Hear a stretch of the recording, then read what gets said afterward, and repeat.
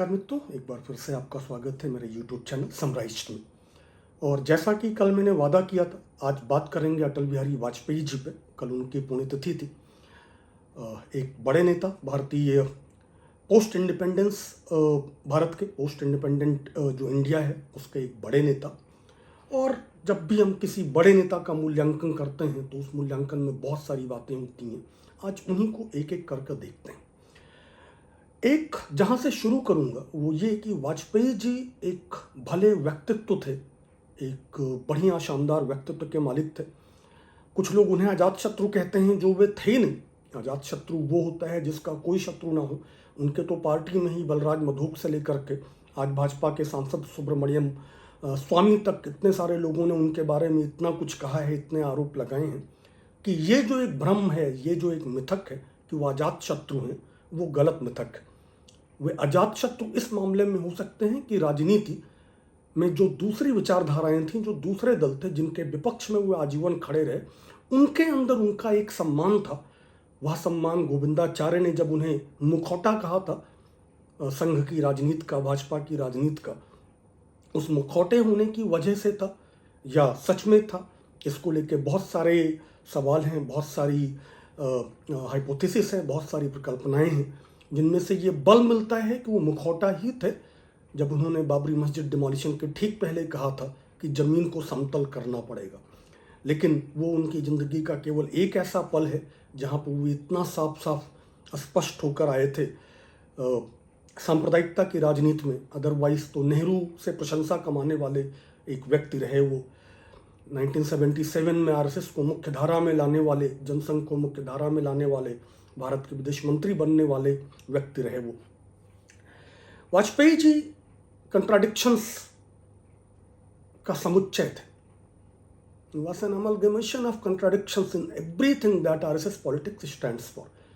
अभी हम देख रहे हैं कितनी शिद्दत से, कितने जोर से संघ खेमा और उसका एक जो मिलिटेंट जो खेमा है वो शाकाहार पे बल दे रहा है, जबकि वाजपेयी जी बहुत स्पष्ट रूप से मछली और बिरयानी के बहुत शौकीन थे। भांग के भी उनको शौकीन बताया जाता है। अभी मैंने जिक्र किया सुब्रमण्यम स्वामी का और बलराज मधोक का। इन दोनों की माने तो और भी कुछ के बहुत शौकीन थे, जिसके बारे में हम में से कोई कभी इस तरह से सीधे नहीं जान पाएगा। लेकिन हम ये जान सकते हैं कि वाजपेयी जी जब तक भाजपा की राजनीति में शिखर पे रहे, तब तक सुब्रमण्यम स्वामी कभी भाजपा में घुस नहीं पाए, कभी भाजपा ने उनको सांसद नहीं बनाया। वाजपेयी जी का जन्म हुआ था ग्वालियर में 25 दिसंबर 1924 को, और मूल रूप से उत्तर प्रदेश के आगरा के बटेश्वर के निवासी थे, लेकिन पुरखे ग्वालियर चले गए थे तो वे वहाँ पे गए और वहीं पे उनका पालन पोषण हुआ, बचपन वहीं पे बीता। एक बात कल से लगातार देख रहा हूँ कि बहुत सारे लोग ये गलत बोल रहे हैं कि उनकी शिक्षा दीक्षा शिशु मंदिर में हुई। संभव ही नहीं है, क्योंकि शिशु मंदिरों की जो स्थापना हुई 1952 में नानाजी देशमुख ने की। गोरखपुर में पहला शिशु मंदिर बना। मैं उसी शिशु मंदिर का खुद छात्र रहा हूँ, वहाँ का हॉस्टल इनमेट रहा हूँ, अंतःवासी रहा हूँ। तो वाजपेयी जी के शिशु मंदिरों से आने की कोई संभावना नहीं, शिशु मंदिर थे ही नहीं। उनके करीब करीब 24 और 52 38 साल तक नहीं बने थे। उनके पैदा होने के 28 साल तक नहीं बने थे। और आगे आए, वाजपेयी का जो बचपन भी था आरएसएस से बहुत शुरुआत में ही जुड़ गए, लेकिन आरएसएस के तमाम लोगों की तरह उनका स्वतंत्रता संग्राम आंदोलन में कोई रिश्ता ऐसा खास मिलता नहीं। एक आरोप है कि एक बार वो गिरफ्तार हो गए थे बटेश्वर में असहयोग आंदोलन के दौरान, और आरोप लगता है कि उन्होंने अपने ही परिवार के सदस्यों के खिलाफ गवाही दी और उसके बाद वो छूटे, जिसका वे आजीवन खंडन करते रहे। लेकिन क्या सच क्या गलत, लालू यादव जी ने बाकायदा संसद में आरोप लगाया था, फ्रंटलाइन ने स्टोरीज की थी, बहुत सारे डॉक्यूमेंट्स दिखाए गए थे, तो वो हम नहीं जानते। लेकिन अगर और लोगों को देखें, 1947 में RSS was already 25 year old. Deendayal Upadhyay तो खुद करीब 30 साल के ऊपर, 37 साल के आसपास के हो चुके थे। और इन लोगों का, गोलवरकर का, किसी का भी, चूंकि स्वतंत्रता संग्राम आंदोलन में आरएसएस के किसी खेमे का कोई योगदान नहीं मिलता। श्यामा प्रसाद मुखर्जी उल्टा मुस्लिम लीग के साथ सरकार चला रहे थे, और कांग्रेस के खिलाफ अंग्रेजों से कार्रवाई की मांग कर रहे थे। तो बहुत साफ है कि अगर वाजपेयी भी उस आंदोलन में नहीं थे तो कोई आश्चर्य नहीं होना चाहिए था। अच्छे वक्ता थे, लंबे पौज लेके बोलते थे। पहला चुनाव 1952 में लड़े, जमानत जब्त हुई। 1957 में फिर से लड़े, और वो भी एक अजीब क्षण है। राजा महेंद्र प्रताप का नाम अगर आप लोगों ने सुना हो, अलीगढ़ के राजा थे, उनके खिलाफ संसदीय का चुनाव लड़े। इंडियन नेशनल आर्मी, आज़ाद हिंद फौज के संस्थापक थे। आज़ाद हिंद फौज का इतिहास, दो इतिहास है अलग अलग। पहला जो राजा महेंद्र प्रताप ने बनाई थी अफगानिस्तान में, काबुल में, निर्वासन, एक the government of India in exile, Azad Hind Fauj, Azad Hind सरकार, निर्वासन की सरकार। और उनके प्रधानमंत्री जो थे वे मुस्लिम थे, मौलवी, मैं उनका नाम अभी भूल रहा हूँ, फिर कभी उसके बारे में बात करेंगे। आईएनए के बारे में मैंने एक बड़ा वीडियो पहले भी किया हुआ है। उन्हीं के खिलाफ चुनाव लड़े और वहाँ से तो हारे, लेकिन उसी 57 में उन्होंने 2 सीटों से चुनाव लड़ा था। एक बलरामपुर जो मेरे जिले बस्ती से सटा हुआ है, और वहाँ से वो चुनाव जीते। उसके बाद का जो उनका कैरियर है, मैंने कहा नेहरू से प्रशंसा कमाने वाला जो कैरियर, जब उनका भाषण सुन के नेहरू ने तारीफ की, या उसके बाद उनका जो खुद इंदिरा गांधी को 1971 में रणचंडी कहने का, दुर्गा का अवतार कहने का जो कैरियर है, या उनका जब नेहरू जी की मृत्यु हुई तो नेहरू जी को जो एक अद्भुत श्रद्धांजलि है, कभी आप पढ़िए। आज के जो बौने हैं, माफ़ी चाहूँगा, ये बौना शब्द का इस्तेमाल गलत है, असंवेदनशील है। आज में राजनीति में जो किसी तरह एक एक्सीडेंट से चले आए हैं, अगर आप उनकी नेहरू जी पे प्रतिक्रियाएं देखेंगे और आप उन्हीं के पुरखे, उन्हीं के वैचारिक पुरखे अटल बिहारी वाजपेयी का वो भाषण सुनेंगे कि आज भारत माँ ने अपना लाल खो दिया है, एक गीत का जो गूंगा हो गया है, जो चुप हो गया है, और अद्भुत भाषण है, कभी सुनिएगा। वे भी थे। एक राजनीति में, हिस्ट्री में कंटिंजेंसीज की बहुत भूमिका होती है। तो एक उन्हीं कंटिंजेंसीज के रास्ते पर चलते हुए अटल बिहारी वाजपेयी जी ने बहुत सम्मान कमाया, दलगत राजनीति से ऊपर उठकर सम्मान कमाया। आरएसएस का जो मूल चरित्र था उसके विपरीत बहुत समावेशी दिखते रहे, बहुत एक अक्रॉस पार्टी लाइंस उनके रिश्ते बने, भारतीय राजनीति में कद ऊंचा होता रहा। जेपी आए, आरएसएस को मुख्य धारा में लाए। उस समय तक आरएसएस वालों को अपराधियों की तरह देखते थे भारत के लोग। अगर आपका आरएसएस से कोई रिश्ता है तो आम जनता आपके आसपास नहीं फटकना चाहती थी। लेकिन पहले लोहिया ने जब दीनदयाल उपाध्याय का प्रचार किया 1957 में ही, और उसके बाद गैर कांग्रेसवाद की राजनीति के नाम पे जब 1967 में पहली बार जनसंघ कुछ राज्यों में सरकार का हिस्सा बना, 9 राज्य जीते थे उस बार, संबित सरकारों ने 9 राज्य जीते थे। संबित मतलब एंटी कांग्रेस। तो राजनीति में एक थोड़ी बहुत जो फुटहोल्ड बन रही थी आरएसएस को, जेपी ने उसको पूरा का पूरा थमा दिया।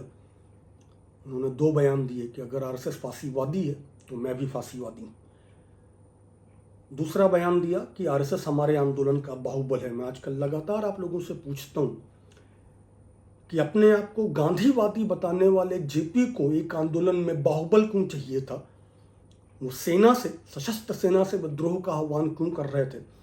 खैर, इसके जवाब में इंदिरा जी ने आपातकाल लगाया।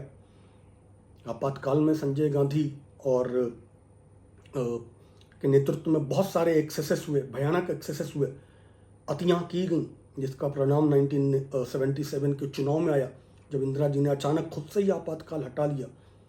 कांग्रेस चुनाव हारी और जो नई सरकार बनी उसमें आडवाणी और वाजपेयी भी मंत्री बने। आडवाणी मेरे ख्याल से संचार मंत्री थे, वाजपेयी जी विदेश मंत्री थे। वे गए, वहाँ भी हम उनका एक चमत्कारिक मामला देखते हैं कि ऐसे आरएसएस हमेशा से कम्युनिस्टों के विरोध में रहा था, सोवियत यूनियन के विरोध में रहा था। आरएसएस की नाभिनाल तो मुसोलिनी के ज़माने से ही फांसीवादियों से जुड़ती है। लेकिन अटल बिहारी वाजपेयी जी का जो पहला बयान था विदेश मंत्री बनने के बाद, और पहला बड़ा बयान था कि विदेश मंत्री बदला है, भारत की विदेश नीति नहीं। उन्होंने सोवियत यूनियन से भी संबंध मजबूत ही किए, कमजोर नहीं किए, आगे ही बढ़े। इसके बाद का जो इतिहास है अटल बिहारी वाजपेयी का, यूनाइटेड नेशंस की जनरल असेंबली में हिंदी में भाषण देने वाले पहले भारतीय बने। ये केवल सिंबॉलिक था। आप यूनाइटेड नेशंस की जनरल असेंबली में किस भाषा में भाषण दे के आ रहे हैं उसका कोई राजनीतिक महत्व नहीं है, ये बस सिंबॉलिक है।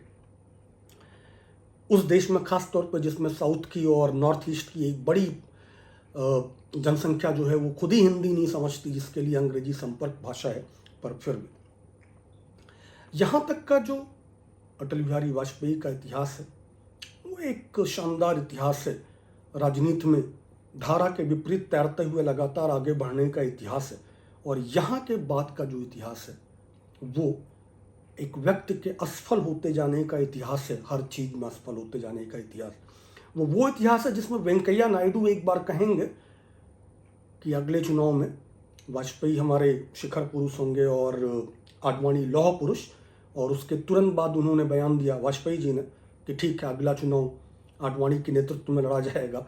और उसके बाद भाजपा के केंद्रीय स्तर पर बहुत माफ़ी मांगी गई, मनोबल हुई, या गोविंदाचार्य ने उस कद के आदमी को, वाजपेयी को, कहा कि वो हमारी राजनीति का मुख नहीं है, मुखौटा मात्र है। तो जब मैं ये कहता हूँ कि वाजपेयी जी की असफलताओं का उसके बाद का इतिहास है, दुनिया जब लगातार आगे बढ़ रही है, डिजिटल इंडिया की तरफ जा रही है, तो वो उसके विरोध में बैलगाड़ी में बैठ के संसद जा रहे हैं। काश कि वो जानते होते कि उनकी ही पार्टी का कोई आदमी इसी डिजिटल इंडिया, भले ही उसमें फेक और फरेब करके सत्ता में आएगा, लेकिन आएगा। यहाँ से अगर आगे बढ़ें कि उसके बाद भाजपा के कुछ एक 1980 में डुअल मेंबरशिप के नाम पे जनता पार्टी टूटी, जनसंघ वापस बाहर आई। 1980 में इन्होंने फिर से भाजपा बनाई, जिसके ज़्यादातर फाउंडिंग मेंबर्स हो, चाहे शांति भूषण हो, ये प्रशांत भूषण के पिताजी शांति भूषण, जो अन्ना हजारे आंदोलन नहीं, अन्ना हजारे तमाशे के भी नेता रहे, वे भाजपा के फाउंडर मेंबर हैं। यशवंत सिन्हा, जिन्होंने राजनीति समाजवादियों के साथ शुरू की, वे भाजपा के फाउंडर मेंबर हैं। तो इन सारे लोगों ने मिलकर भारतीय जनता पार्टी बनाई, जिसके पास कोई करेंसी शुरुआत में नहीं थी, बहुत बुरी तरह से चुनाव हारते रहे। 1984 में तो खैर 2 सीटों पे आ गए, लेकिन उसके बाद फिर राजनीति में जो कंटिजेंसीज होती हैं, अयोध्या आंदोलन शुरू किया आडवाणी ने, एक हार्डलाइनर आंदोलन, भले ही उनको उसका अपने जीवन में कोई फायदा नहीं हुआ। आंदोलन उन्होंने चलाया, फसल पहले वाजपेयी जी ने काटी और उसके बाद मोदी जी काट रहे हैं। तो वहाँ से अगर हम शुरू करें कि राजनीति का ये दूसरा हादसा था जो मंडल और कमंडल, जिसके बाद फिर वाजपेयी जी एनडीए के रूप में सत्ता में आए। पहली बार जब सबसे बड़ी पार्टी बने तो केवल 13 दिन की सरकार चली, और उस 13 दिन में जो एक फैसला किया एनरॉन की फाइल स्वीकृत करने का, भारत के इतिहास में सबसे बड़े घोटालों में से एक। दूसरी बार सत्ता में आए जब संपर्क सरकारें नहीं चल पाई, यूनाइटेड फ्रंट सरकारें नहीं चल पाई, पहले देवेगौड़ा और फिर गुजराल की सरकार आई, कुछ दिन के लिए 1.5 साल के अंदर गिर गई, और तब फिर पहली बार वो बहुमत के साथ सत्ता में आए। और तब उन्होंने जितने भी काम किया, अगर हम याद करें, भारत 1974 से परमाणु शक्ति था। अटल बिहारी वाजपेयी जी ने अपनी, जाने उनको कौन सलाह दे रहा था, एक मूर्खतापूर्ण फैसले में फिर से परमाणु परीक्षण किया, जिसके बाद पाकिस्तान को भी परमाणु परीक्षण करने का नैतिक आधार मिल गया और उसने किया। और भारत जो हमेशा से 1974 से ही न्यूक्लियर पावर था, उसके ठीक बगल में 1998 में एक और न्यूक्लियर पावर खड़ी हो गई, और जिसके बाद भारत का जो एडवांटेज था कन्वेंशनल वारफेयर में, कन्वेंशनल आर्म्स में पाकिस्तान पे, वो हमेशा के लिए ख़त्म हो गया। उसका परिणाम हमने कारगिल में भुगता, जब कन्वेंशनल वारफेयर में उनसे काफ़ी आगे होने के बावजूद कि वो न्यूक्लियर डिटरेंट अब पाकिस्तान को मिल गया था, इसलिए हमको उतने सारे सैनिक खोने पड़े। हम एक अनइक्वल लड़ाई लड़ रहे थे, जहाँ पे दुश्मन ऊंचाई पर बैठा था, जहाँ से वो पत्थर फेंके तो गोली होती थी, और हमारे सैनिकों को बिना किसी कवर के चढ़ना पड़ता था, अपनी जान जोखिम में डाल के। 600 से ज़्यादा सैनिक तो हमने गंवा ही दिए, जो घायल हुए, ज़िंदगी भर के लिए अपंग हुए, उनकी कोई बात ही नहीं। उसके बाद भी अगर, और ये जो हमको बस बिरयानी की जो राजनीति थी, जिसके बाद कारगिल मिला था, बाकायदा सैनिक हलकों में, सैन्य हलकों में आरोप लगाए जाते हैं कि वाजपेयी जी की सरकार को इस बारे में खबर थी कि पाकिस्तान घुसपैठ कर रहा है, लेकिन जाने किस भरोसे में उन्होंने कि बस बिरयानी से वो रिजॉल्व कर लेंगे, शायद नोबेल का लालच रहा हो, शायद एक स्टेट्समैन बनने का सपना, संखेमे का हमेशा रहा, जो वो कभी बन नहीं पाए। कल मैं देख रहा था न्यूयॉर्क की मेयर ने नेहरू और गांधी जी को याद किया हमारे 76वें इंडिपेंडेंस डे पे, हमारी आज़ादी के 75 साल पूरा होने पे। उस पूरे भाषण में हमारा जो करंट डिस्पेंसन है, मोदी जी को सरकार है, उसका कोई जिक्र नहीं था। नेहरू और गांधी के देश का जिक्र कर रही थी कल भी न्यूयॉर्क की मेयर। तो वो एक टीस है, वो एक इंफीरियरिटी कॉम्प्लेक्स होगी जो सालती रहती है इस संघ भाजपा खेमे को, और उस चक्कर में ये लोग कुछ कुछ करते रहते हैं। अगर हमको याद हो, नवाज शरीफ के साथ बस बिरयानी की, उसके बाद फिर परवेज मुशर्रफ के साथ भी कोशिश की, हुआ दोनों बार नहीं। लेकिन उस बस बिरयानी की राजनीति में घुसपैठ को इग्नोर करने के चक्कर में कारगिल जैसा हादसा हुआ, जो इस देश के सबसे के बुरे हादसों में से है, जहां पे हमको अपनी ही जमीन कब्जा कर वापस पाने के लिए अपने 600 के आसपास सैनिक जान से हाथ खोने पड़े और 1000 के आसपास हमने घायल होते हुए देखे। ऑपरेशन विजय दिवस मनाती हैं भाजपा सरकारें तब से, लेकिन सच ये है कि वो उसको युद्ध भी नहीं कह पाए थे। कारगिल युद्ध वो उसको केवल सोशल मीडिया पे बोलते हैं। एक्चुअल नाम जो था उसका, वो एक ऑपरेशन था। और ये जो अपने आप में एक सबसे बड़ी दिक्कत है। उसके बाद भी अगर वाजपेयी जी की असफलताओं की एक लंबी फहरिस्त देखें, एक बहुत लंबी फहरिस्त देखें, वाजपेयी जी पहले प्रधानमंत्री बने देश के जिन्होंने संसद पे हमला होते हुए देखा, और उसके बाद उन्होंने ऑपरेशन पराक्रम के नाम पर भारतीय सेनाओं को पाकिस्तान पे हमले की पोजीशन पे, एडवांस्ड पोजीशंस पे तैनात कर दिया, 2 साल तक तैनात रखा। युद्ध की तैयारी में बारूदी सुरंग बिछाने से लेकर के तमाम अन्य ऐसी दुर्भाग्यपूर्ण दुर्घटनाओं में हमारे 2000 के आसपास सैनिक मारे गए। हमारे नौसेना अध्यक्ष ने कहा कि this was the most punishing exercise for Indian army ever, और उसके बाद अमेरिकी दबाव में उन्होंने सेनाएं वापस हटा दी। पोस्ट इंडिपेंडेंस इंडिया में केवल 2 बार आतंकवादी छोड़े गए हैं। एक बार तब जब भाजपा के समर्थन से वीपी सिंह सरकार थी और तत्कालीन गृह मंत्री मुफ्ती मोहम्मद सईद की बड़ी बेटी रूबिया सईद का अपहरण हुआ था, तब आतंकवादी छोड़े गए थे और भाजपा समर्थन कर रही थी। दूसरी बार कंधार हादसा, कंधार हाईजैक IC-814, जिसके बाद वाजपेयी जी ने छोड़े, और वो तो ऐसी असफलता की दास्तान है कि हवाई जहाज अमृतसर में खड़ा रहा और उसके बावजूद उसको नहीं रोका गया, उसको नहीं इंटरसेप्ट किया गया, और भारत ने अपना विदेश मंत्री भेज दिया काबुल, कंधार, तालिबानियों को अपने उनके आतंकवादी लौटाने। पैसे के भी आदान प्रदान का आरोप लगता है, लेकिन उसकी बात नहीं करें। वाजपेयी जी का एक और बहुत शानदार काम है जिसको देश आज तक भुगत रहा है, वो था सरकारी कर्मचारियों की पेंशन खत्म कर देना। भारत में जो सोशल सिक्योरिटी एक सबसे बड़ी तरीके थी, सबसे बड़ी जो एक वेपन था, जो एक माध्यम था, वो उन्होंने खत्म की। उसके अलावा भी उनके हम अगर बहुत सारे काम देखें कि उनके जो बातें बताई जाती हैं, अगर सर्व शिक्षा अभियान के नाम पे उन्होंने इस देश में जो प्राइमरी स्कूल्स का ढांचा था वो ध्वस्त कर दिया। सर्व शिक्षा अभियान के नाम पे शिक्षक खत्म कर देना, एकल विद्यालय बनाना, शिक्षा मित्र लाना। एक सामान्य शिक्षक की सैलरी से, वेतन से 1/10 पे अगर कोई पढ़ाएगा तो वो क्या ही पढ़ाएगा। स्वर्णिम चतुर्भुज योजना जो है वो पुरानी योजना थी। इस देश में शेरशाह सूरी से लेकर के तमाम लोग सड़कें बनवाते रहे, और सड़कें बन रही थी, अपनी गति से बन रही थी, अपनी गति से ही बनती। आपको याद हो कि अभी हम हाल में सुनते रहते थे कि आज 3 किलोमीटर सड़क बन गई, प्रतिदिन बन रही है, जबकि वो लेन नाप रहे हैं। तब लेन नहीं नापी जाती थी, तब असल में लंबाई नापी जाती थी, अगर आप वो देखें। और फिर भी स्वर्णिम चतुर्भुज योजना के नाम पे केवल अडानी, अंबानी और इस तरह के बड़े जो उद्योगपति थे जिन्होंने ठेके लिए, वो फूले। अंत्योदय योजना हमेशा से थी, बस नाम बदला था। किसान क्रेडिट योजना लेके आए, वो पहले से थी। इसका भी फायदा केवल वो इंश्योरेंस कंपनियों को फायदा हुआ। हम आज भी देखते हैं कि जो किसान 500 और 1000 रुपए की किस्त भर रहे हैं, इंस्टॉलमेंट भर रहे हैं, प्रीमियम भर रहे हैं, उनको 3 रुपए और 13 रुपए का मुआवजा मिल रहा है। तो अगर ऐसे में हम देखें, राजधर्म की बात करें अगर, गुजरात में जब दंगे हो रहे थे वो नरेंद्र मोदी जी को राजधर्म की याद दिला रहे थे, लेकिन कर कुछ पा नहीं रहे थे। वाजपेयी जी दरअसल, फिर से मैं कहूंगा, बहुत भले आदमी थे, लेकिन उनके नाम पे राजनीतिक सफलता एक भी दर्ज नहीं।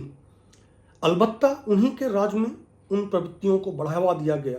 आप याद करिए कि इस देश में कांग्रेस के प्रधानमंत्री ने कश्मीर विवाद पे संसद में भारत का पक्ष रखने के लिए वाजपेयी जी को भेजा था यूनाइटेड नेशंस में। आप याद करिए कि उनके घुटने की जब दिक्कत की बात पता चली थी राजीव गांधी जी को, और ये बात उन्होंने खुद स्वीकारी, तो उन्होंने उनको एक प्रतिनिधिमंडल में के बहाने इलाज के लिए अमेरिका भेजा था। भारतीय राजनीति में एक ये उदात्तता थी, नेहरू से लेकर के थी। एक नेशनल गवर्नमेंट के नाम पे वे श्यामा प्रसाद मुखर्जी को भी अपने मंत्रिमंडल में ले आते थे और एक ठीक ठाक मंत्रालय देते थे। राजीव गांधी हो या पीवी नरसिम्हा राव हो, विपक्ष को साथ लेकर चलना, कम से कम फॉरेन पॉलिसी में और कंपैशनेट ग्राउंड पे भी, मानवता के अधिकार आधार पे भी। ये वो दौर नहीं था जब सुषमा स्वराज जी विदेश मंत्री रहते हुए बहुत लोगों की मदद करती थी, लेकिन ललित मोदी की भी मदद मानवता के अधिकार पे करके आने का दम्भ भरती थी। अगर हम आज अटल बिहारी वाजपेयी जी की लीगेसी याद करें तो उसमें नरेंद्र मोदी जी दिखेंगे, जिसने भारत समाज में इतना पोलराइजेशन कभी नहीं था जितना पोलराइजेशन अब हुआ। जब हम देख सकते हैं कि भारत कभी इतना नहीं बटा था कि एक ही परिवार में लोग राजनीतिक असहमतियों के आधार पर अलग हो जाएं। और उपलब्धि अगर हम गिने तो कारगिल युद्ध के बाद भी अटल बिहारी वाजपेयी जी जाने क्या सोच के 2004 में फिर से लाहौर पहुंच गए थे, फिर से पाकिस्तान का दौरा कराए थे सार्क के नाम पे। विदेश नीति में कोई उपलब्धि मुझे नहीं दिखती। इंफ्रास्ट्रक्चर के आधार पर कोई उपलब्धि, डिसइन्वेस्टमेंट के नाम पे हमारी अपनी जमा पूंजी वाली जो सरकारी कंपनियां थी उनको बेचने का एक मंत्रालय ही बना दिया। स्वर्णिम चतुर्भुज अगर आज तक नहीं बना है तो कुछ गोल्डन ट्रायंगल तो कहने की बात ही नहीं। कुल मिलाकर एक भला आदमी जिसके बारे में हरकिशन सिंह सुरजीत भी लोग कहते हैं कि उन्होंने उनसे एक बार कहा था कि आप वहां कहां हैं, गलत पार्टी में सही आदमी। गलत पार्टी में सही आदमी व्यक्तित्व के स्तर पे हो सकते हैं, लेकिन कृतित्व के स्तर पे वो गलत पार्टी में एक असफल आदमी ही थे, उससे ज़्यादा कुछ नहीं। उन्हें और उनकी स्मृतियों को फिर भी प्रणाम। कम से कम उनके समय की राजनीति में, उनके समय तक की राजनीति में एक मर्यादा बाकी थी, एक नैतिकता बाकी थी। मतभेद होते थे, मनभेद नहीं होते थे, इस स्तर पे नफरत नहीं बोई जाती थी। कम से कम ये भी उनका एक छोटा ही सही, उन्होंने इसको कम से कम बिगाड़ा नहीं, योगदान माना ही जा सकता है। अटल बिहारी वाजपेयी जी को फिर से प्रणाम। फिर मिलते हैं अगले किसी और मुद्दे पे। मैं बिल्कुल मोदी जी के जो स्वतंत्रता दिवस के भाषण हैं और उसमें उनके जो वादे हैं उन पे सीरीज कल से शुरू करता हूँ। तैयारी कर ली है मैंने, स्क्रिप्ट बना ली है और फिर आगे बात करते हैं। सी यू ऑल अगेन, बाय।